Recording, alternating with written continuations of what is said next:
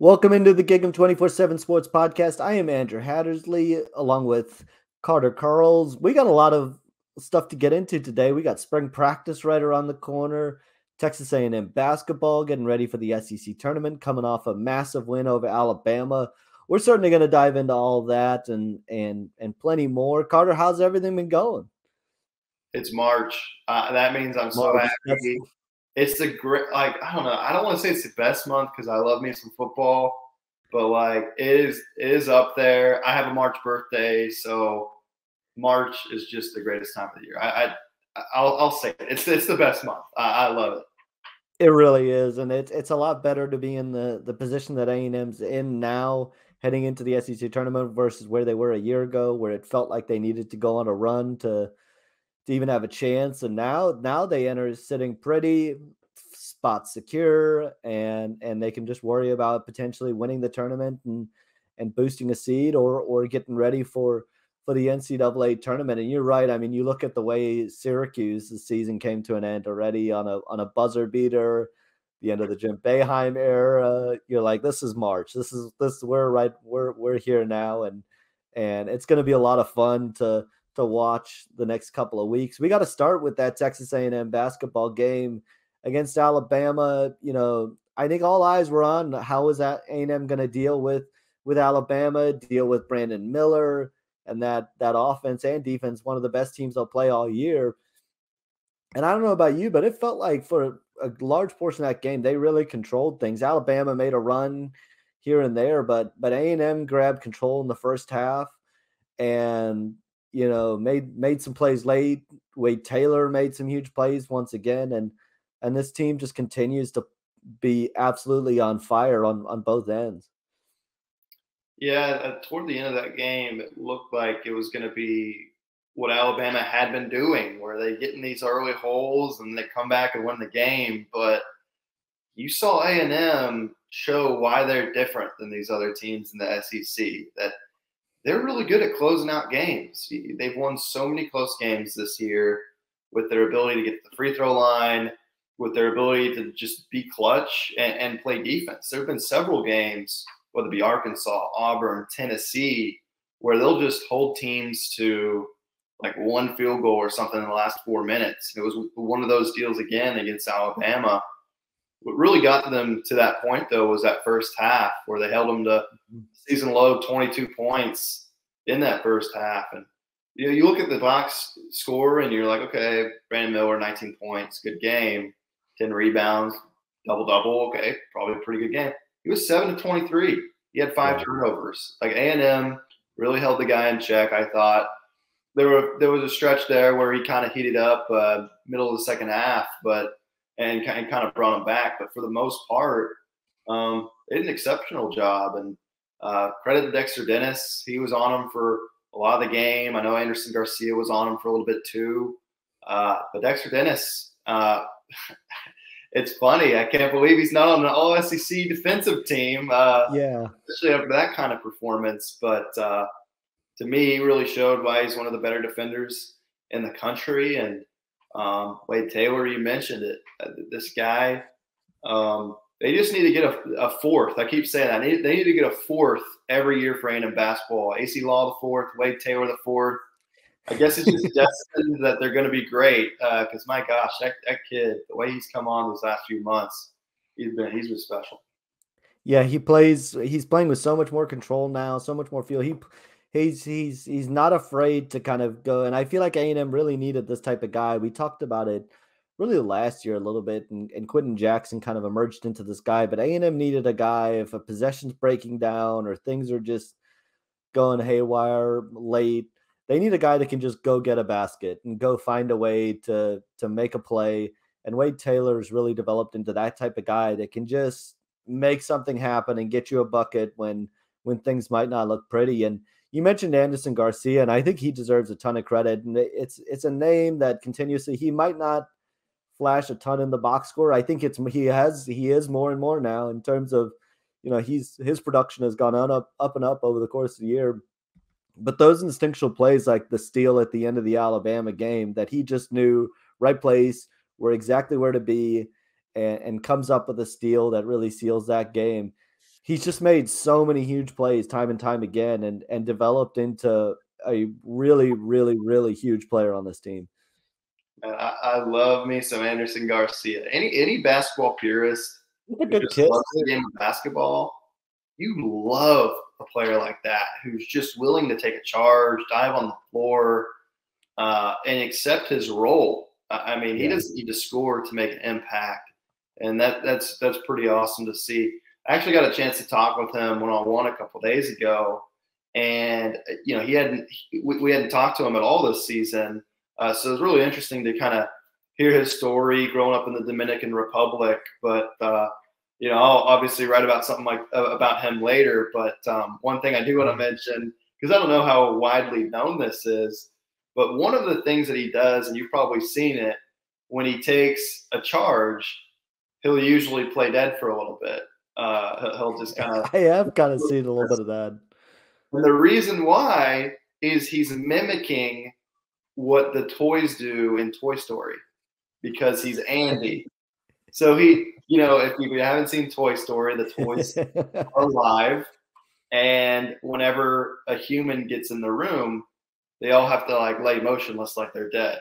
So or they're not alive. And that's what Andy Garcia is doing. And you see him after the game.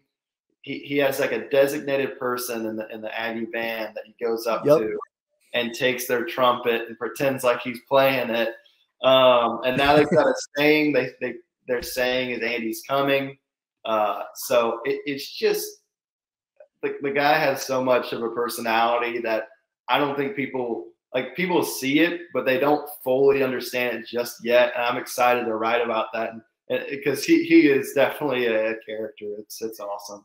Yeah, and I feel like his commitment kind of went, obviously they got Julius Marble and Andy Garcia kind of in quick succession, and everybody could kind of look at Julius Marble and say, okay, this guy is from Michigan State, coming back home, has had some big, was a former top prospect.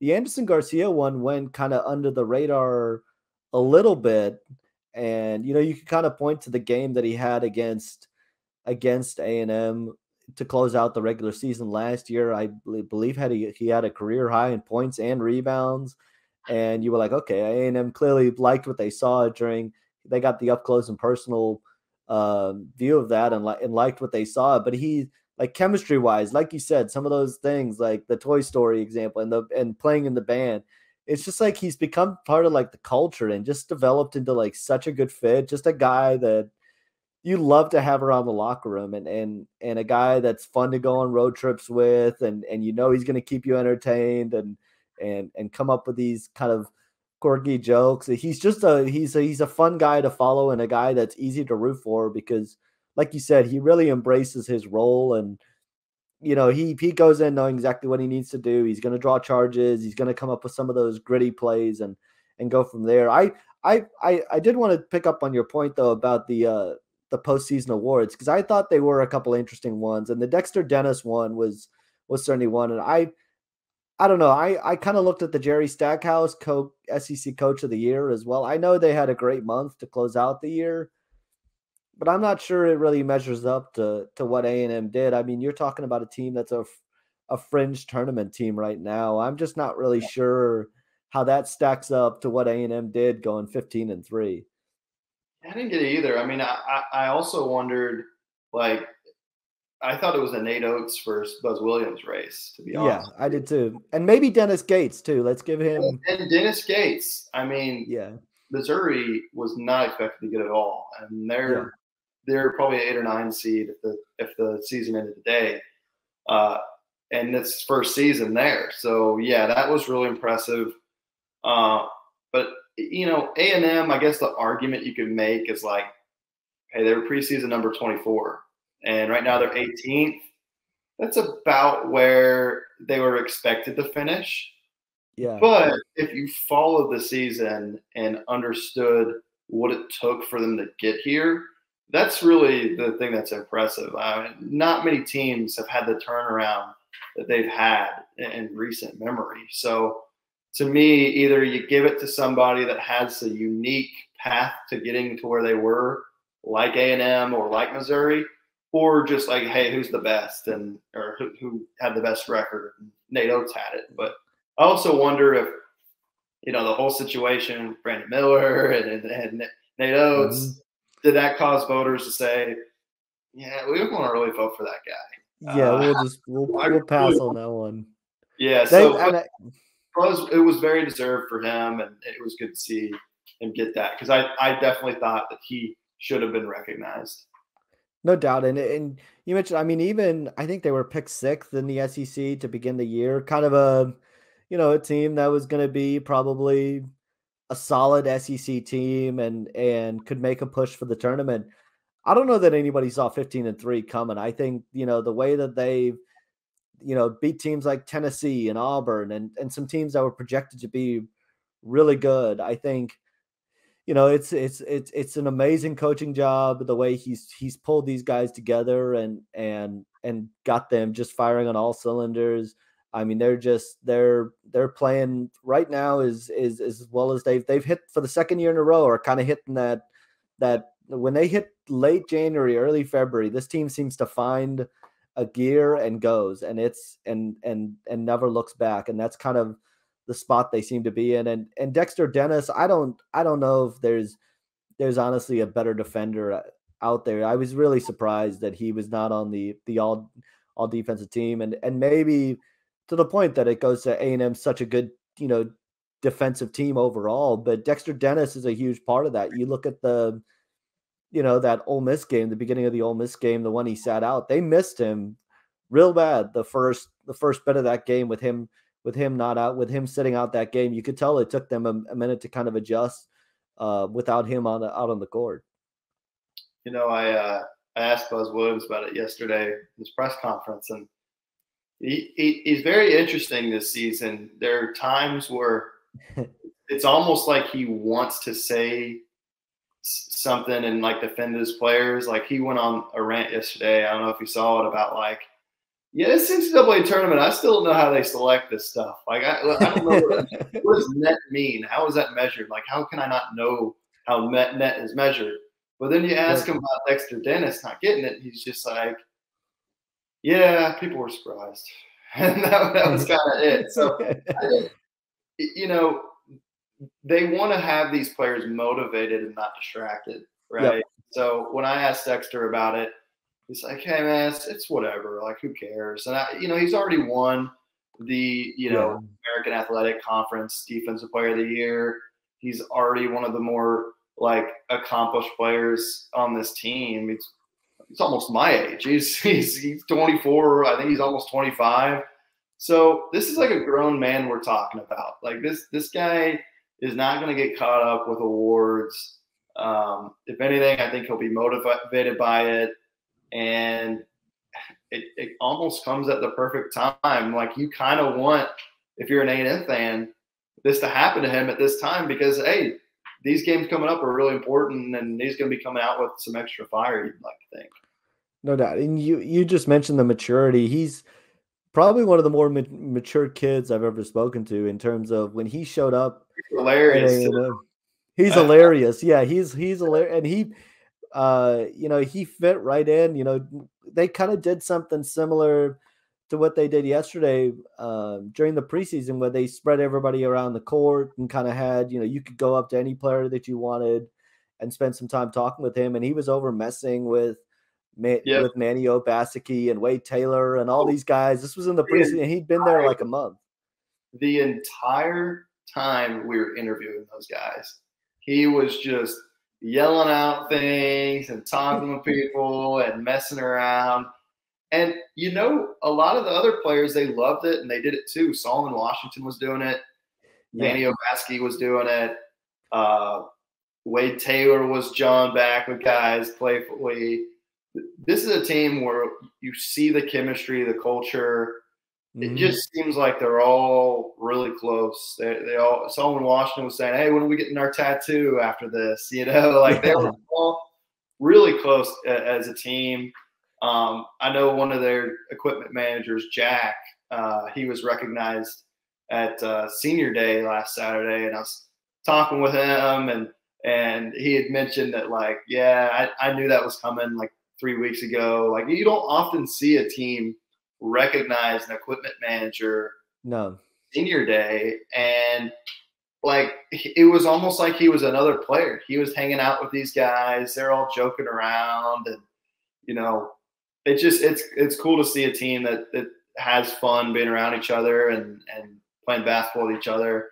A lot of the guys, what's fascinating about that, I don't think there's a single guy on the team that's been there for more than 2 years. Exactly.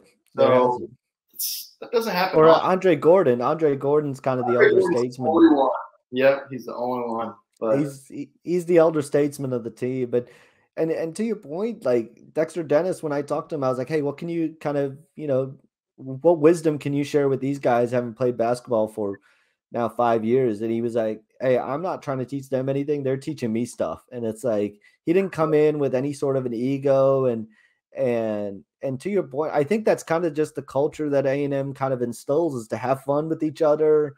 They kind of know when it's time to work, but when it's time to, kind of get off the court and enjoy each other, these guys hang out a ton off the court. Yeah. Watching college basketball, they'll take visitors with them and have them hang out with them like they're a part of the team too.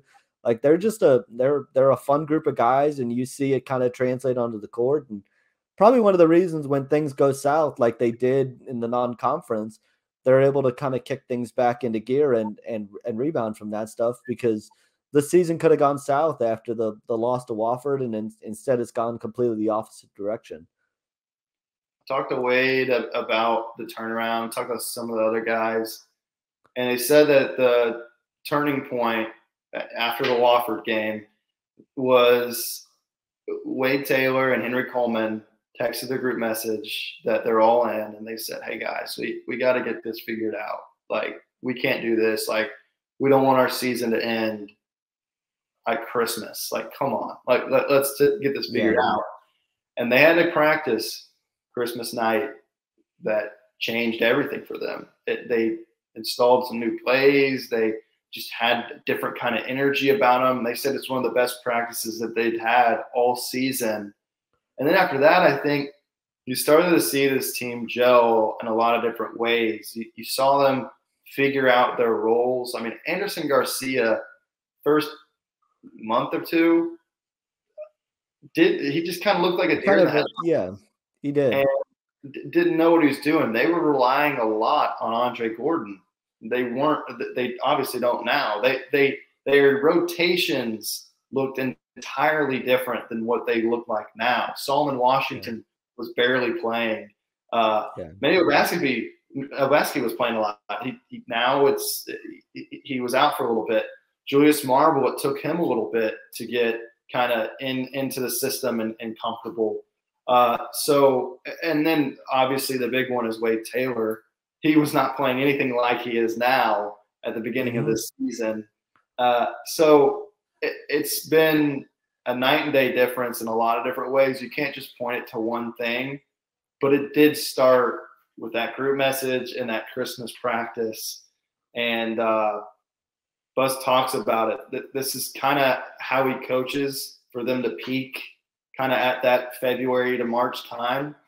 And it's something that you can almost expect from this team going forward, where they may start slow in a season and you might be thinking, oh my gosh, it's going to frustrate the heck out of fans. But they'll figure it out. They'll get it together. No doubt. It took, sometimes it takes one practice, one moment for things to kind of turn. And this team, you're right. They're playing exactly the way they want to be. They're peaking at the right time right now. And they're going to be fun to watch over the next couple of weeks. We're going to talk it. We got some football to discuss too. They're getting ready to start spring practice in a little over a week now. And we're going to take a look at some storylines to know heading into the spring right after a quick break.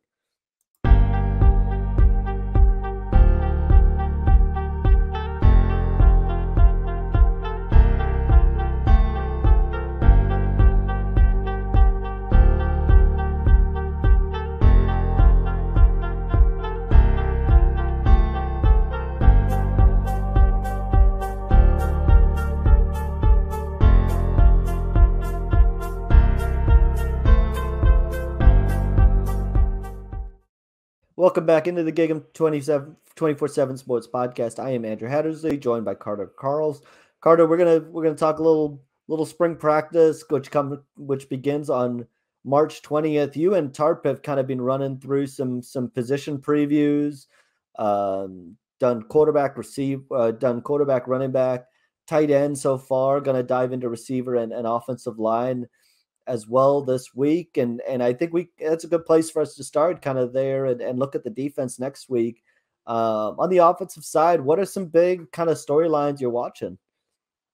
Well, yeah, obviously I have to start with Bobby Petrino. Being the new offensive coordinator, what his dynamic will look like, how much he'll be involved, how much control he'll have. Obviously, we know that he's been involved with these hires that they've made on the offensive side of the ball. He's been involved or will be involved with play calling and game planning and things like that. But, what it'll look like exactly this spring, it's just sort of an appetizer for what you'll see this fall. I don't think we'll learn everything, but will be interesting to see just the difference in how he trains and tries to develop quarterbacks as opposed to what they did under Damon Craig, and obviously moving him to wide receivers coach, another storyline to watch. But then you look at just position by position, and there's some intriguing storylines. I think with quarterback, you feel pretty set with Connor Wigman, but you'd like to see him kind of take this by the horns and say, "Hey, I'm the number one guy. This is happening. I'm the guy, and you're not going to question it." You'd like to see him do that this spring. Obviously, Max Johnson came here to compete, so he's going to look to make this as much of a competition as possible. And you could look at last year and say, well, Connor Wigman didn't play until there are no quarterbacks to play. And Max Johnson was that guy middle of the season until he got hurt. So, Max Johnson may be going in this spring saying, hey, I'm still in this too. But you'd like to see Connor Wigman be the guy. He ultimately has the highest ceiling, and you'd like to think that he's going to take that challenge this spring and really run with it. Other positions, we want to run through them, right? Running back. That's just going to be who's replacing Devon Achane, right? Who's going to be the next guy? Three guys really stand out. Mari Daniels being the most experienced, the most veteran guy of the bunch. Le'Veon Moss going into his second year, and then the five-star freshman Reuben Owens, who was an early enrollee. Really the three guys that you're looking at to compete for that spot. It's almost a guessing game to say who it will be, but I do think kind of an underrated storyline, because people want to talk about who's replacing Achane. I'm really looking at how much of a rotation is there going to be. Yeah. Because last year, Achane was the only guy, and we saw him wear down a lot last season. He'd have a really strong first half, not a very strong second half. Awesome running back, great talent, but no running back can withstand a beating consistently without getting a little bit of a breather every now and then. So you'd like to see them have some sort of rotation. I don't think there's one guy that stands out as, oh, he's way better than everybody else in that room. But there's also a lot of talent there that you can't just leave off the field. So I do think just my best guess is that there will be some sort of running back committee or at least more of a rotation than they had last season. I don't expect somebody to be a workhorse back. So that's kind of what I'm looking at there. You feel the most comfortable about wide receiver, right? I mean, you're bringing back three absolute studs in Anaya Smith and Moose Muhammad and Evan Stewart. You think those guys are really going to be able to take this offense to the next level. And then tight end, it was a position that didn't get a lot of production last season. I think it was the first season in a while an A&M tight end did not have at least 30 catches, at least 400 yards, and at least 4 touchdowns. It was the first time under Jimbo Fisher that happened. But I think there's optimism that they'll get back to that point this season. You really like what you saw in Donovan Green. I think the production just wasn't there because he didn't play every game last season, and he's a true freshman. So he'll pick it up. Max Wright coming back, I think, is huge for that room, just leadership-wise. And then there's a few other guys in there that, like Jake Johnson, where you think, well, could this be a guy who pushes for playing time and kind of lives up to that hype he had as a top 100 recruit? And then lastly, and I know I'm long-winded, but lastly, offensive line. Yeah, which is intriguing nonetheless. Not last but not least, but still intriguing. Still intriguing. I talk about how wide receiver is the group that I'm like, yeah, they're going to be the best. Offensive line, I think this is the worst group of the whole offense. They have the most questions. We were doing the math earlier. We think there might be only 11 healthy linemen on the roster this spring. So that is a concern. How do you scrimmage? How do you practice with 11 healthy guys? Are you going to have a lot of walk-ons in those rotations? But you just look top to bottom. You think you have your starters entrenched, right? You think you have Trey Zune at left tackle. You think you have Cam Dewberry at left guard, Bryce Foster, Layden Robinson, and then Reuben Fothery. But it's a group that's been plagued by injuries in the last year. It's a group that gave up a lot of pressures. It's a group that was very bad in pass protection. They're pretty good run blocking for the most part, but you felt like they maybe left a little bit on the table for Devon Achane. But for the most part, just a lot of head-scratching stuff at that position. And the depth there, I'm very concerned about. So it's a position, I could go on and on. We could do a whole podcast about this offensive line group, but I'm really not feeling good about this group this offseason. On the offense, it's my biggest concern. I do think having the continuity coming back, having this group be more healthy should make them better, but to expect them to be healthy for a whole season and for these depth issues to not be a little bit exposed, I don't know if that's realistic. So I'm feeling a little shaky about this offensive line group. When it comes to the offensive line, I kind of want to see them start to match. When you look at Steve Adazio and like his personality and the way he coaches, you think like this is going to be a nasty, nasty group in the trenches that's just going to get after you and maul you in the run game. And it happened at times, but I don't think that offensive line group really matched up to, his personality and the way he wants them to play. And so that's kind of one of the things I kind of want to see this spring is, do they kind of start to get a little more physical in the trenches? Can they start to open up some of those holes? Like you mentioned, they left a little bit on the table for Devon Achane and had some struggles in pass protection at times. I want to see them start to kind of match that and take that step in year two. I think continuity certainly helps. And, but ultimately that group's got to stay healthy. If you're rotating guys in, we've seen it the last 2 years. If you're rotating guys in constantly, there's zero continuity. There's zero rhythm to everything. They're not in sync, and it has a factor on the entire offense. And then you talk about the running back position.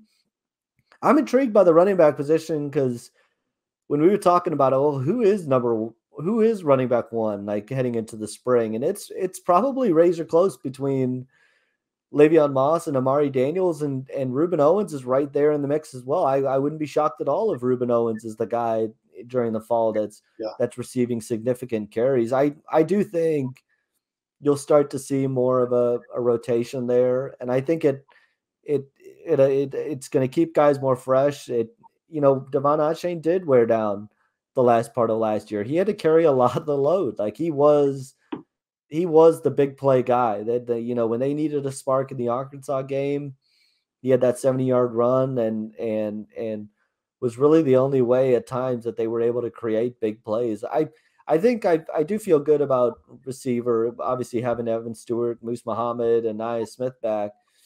And I think one of the things that'll be interesting to watch this spring, how does Nia Smith get used? We're really not sure. Is he going to mix in maybe a little bit with the running back room? And how does Bobby Petrino maybe start to use him, and what steps do the tight ends take in year two. I think a lot of last year was about youth, like you mentioned. Donovan Green was kind of one of those guys. I think that's a good example of somebody that saw playing time kind of increase over the course of the year. He caught the touchdown against Alabama, had the touchdown late against LSU, and can continue to kind of progress and develop and grow more comfortable, which you would expect his freshman year. What does he look like heading into his sophomore year, and can he kind of take that step? I will say, Jake Johnson last spring was one of the more impressive guys out there, just in terms of size and how he moved and how he caught the ball, and then battled some injuries and never really, like you said, saw the field as a freshman and was never really able to make an impact. So, a lot of intriguing storylines to watch along this group. And then the big question is Bobby Petrino. I was doing a podcast last week and they asked me, well, what schematically can we expect from Bobby Petrino? And that's a good question. I think we won't really know until we kind of get into the spring and see how he starts to use guys, and what route preferences he likes and some of those stuff. You can talk about feed the studs and all that, but until we kind of see how he kind of meshes with Jimbo Fisher, I think that's ultimately the biggest question. For sure. I do love just that philosophy, though. Feed the studs. Mm-hmm. Every good offense is going to get the ball to their playmakers, no matter how they do it. And so having that flexibility, having the versatility of saying, like, if you think of that term, feed the studs, and you look at a guy like Anaya Smith, you might be saying, yeah, let's use him as a running back because he's a stud. Let's get him the ball, Yeah. And the running back room isn't dominated by some workhorse back, so why not? You look at the concept of Anaya Smith and Moose Muhammad, they both play the slot. But are you really going to tell me that one of them is going to get significantly less snaps because he's going to have to rotate in the game? No, they're probably going to have Evan Stewart, Moose Muhammad, and Anaya Smith as their starting receivers. Yep. They're probably going to make it work. And even though, but he's not a Z receiver, well, they're going to put him there. Like that. Yeah. If they didn't, that'd be crazy to me, because Moose Muhammad and Anaya Smith, Evan Stewart are your best three guys. If they're not your starting receivers, like, you're making a big mistake. Like, I like Noah Thomas, but you need to start Moose Muhammad. You don't need to have him rotating into the game. Same thing can be said for Anaya Smith. And I think you can also make it work at the slot position where, maybe you have Moose Muhammad be outside. He's done it before. He did it against Arkansas last year. But maybe you have him when he's in the slot, Anaya Smith's at running back. And you kind of make that's what I'm thinking. Work. And so I think there's creative ways to do both things. You put Noah Thomas on the field, Moose is in the slot, nice at running back.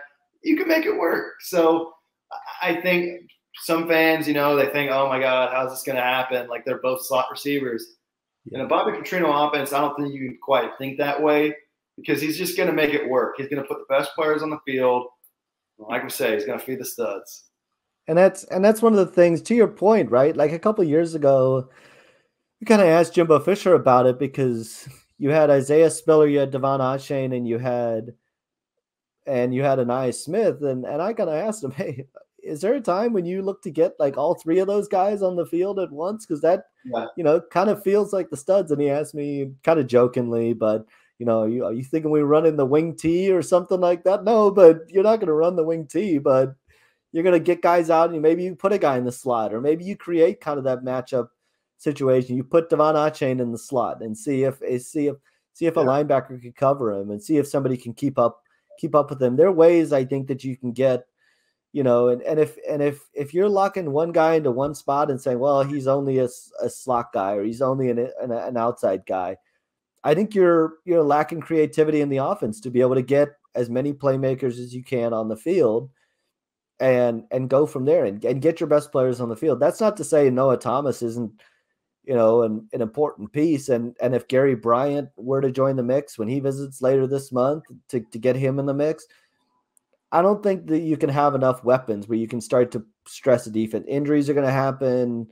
things are going to happen throughout the year, that the more guys you have and the more options you give yourself, the better. And so getting your three best guys on the field, I don't think there's anything wrong with that, and finding a way to be able to do it. And if that means putting guys in different spots and mixing things up, that's going to make it more tougher to guard and to kind of predict what's coming as defense. So I think you will see them kind of move guys around, maybe have Moose play in the slot, maybe have an Aya Smith at running back at times, and kind of move things around and make things a little bit more of a guessing game on the defensive side of the ball. So, a lot of interesting storylines. Can't wait for spring to kind of get going, and we can kind of see. We're only now just again over a week away from getting going, and we'll take a look at the defense next week and talk about Texas A&M basketball coming off their SEC tournament run, and look ahead to the NCAA tournament, which will get underway